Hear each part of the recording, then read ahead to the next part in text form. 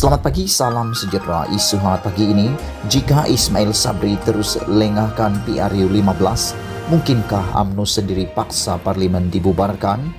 Berita sepenuhnya. Berikutan kenyataan Ismail Sabri yang memperlekeh kemenangan BN dalam PRN Melaka dengan menyebut, undi populer UMNO hanya meningkat sebanyak 1% saja, lalu mengatakan sabar dulu untuk diadakan PRU 15. Ketua Pemuda UMNO Dr. Ashraf Wajdi Dusuki kemudian menjelaskan mesyuarat MT baru-baru ini telah bersetuju pembubaran parlimen dilakukan selepas Julai 2022.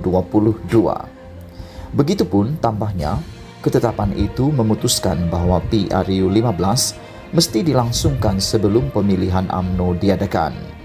Dengan erti kata lain, MT UMNO secara dasarnya mahu agar PRU 15 diadakan di ketika Ahmad Zahid Hamidi masih menjadi Presiden UMNO.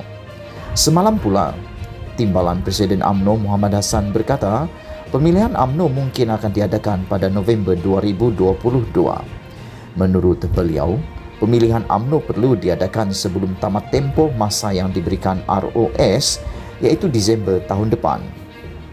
Apakah ini bermakna UMNO mahu PRU 15 diadakan sebelum November 2022? Di sebalik itu, apa yang berlaku dalam UMNO ketika ini jelas memperlihatkan terdapatnya dua kecenderungan yang kian membesar berhubung pemilihan UMNO dan PRU 15. Satu kumpulan mahukan PRU 15 diadakan sebelum pemilihan UMNO, manakala satu kumpulan lagi mendesak agar pemilihan UMNO diadakan sebelum PRU 15 dilangsungkan. Kumpulan kedua ini malah menyarankan agar tarikh PRU 15 ditetapkan sekurang-kurangnya setahun selepas pemilihan UMNO bagi membolehkan kesan-kesan keretakan dan perpecahan akibat pertarungan dapat diperbaiki terlebih dahulu. Ismail Sabri dan kluster kabinet dalam kerajaan sudah tentu mahu pemilihan UMNO diadakan terlebih dahulu sebelum PRU 15 dilangsungkan, agar bukan saja Perdana Menteri dapat bertanding jawatan Presiden dan menguasai UMNO, malah untuk membolehkan beberapa menteri yang sekarang tiada jawatan dalam parti beroleh kedudukan dalam barisan kepimpinannya. Dengan kedudukan sebagai menteri, beberapa di antara mereka merasakan lebih selesa untuk mampu meraih kedudukan kanan seperti Timbalan Presiden dan Presiden jika pemilihan UMNO diadakan sebelum PRU 15 dilangsungkan. Zahid Hamidi dan barisan kepimpinan UMNO yang tiada jawatan kerajaan dalam hal ini dipercayai akan sedaya upaya berusaha memastikan PRU 15 mesti dilangsungkan terlebih dahulu sebelum pemilihan UMNO diadakan. Asas paling penting mengapa PRU 15 perlu diadakan sebelum pemilihan UMNO ialah supaya Zahid Hamidi masih berkuasa menentukan senarai calon dan menandatangani watikah kepada mereka yang diputuskan untuk bertanding. Pertembungan dua kumpulan ini, mahu tidak mahu, sebenarnya adalah pertembungan antara Zahid Hamidi dengan Ismail Sabri yang didukung oleh kluster masing-masing di belakangnya.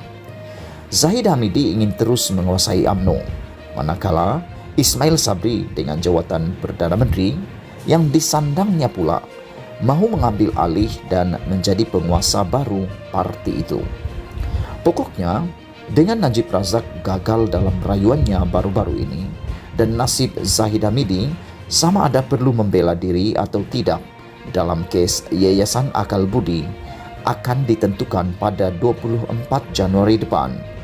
Mampukah beliau terus mempertahankan keinginannya agar pemilihan UMNO diadakan sebelum PRU 15?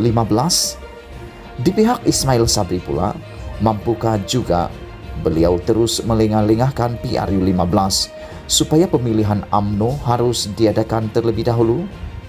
Jika pertembungan makin tegang dan Ismail Sabri terus melewat-lewatkan pembubaran parlimen, adakah mungkin UMNO sendiri akhirnya akan menarik sokongan terhadap Perdana Menteri bagi memaksa PRU 15 diadakan dengan segera?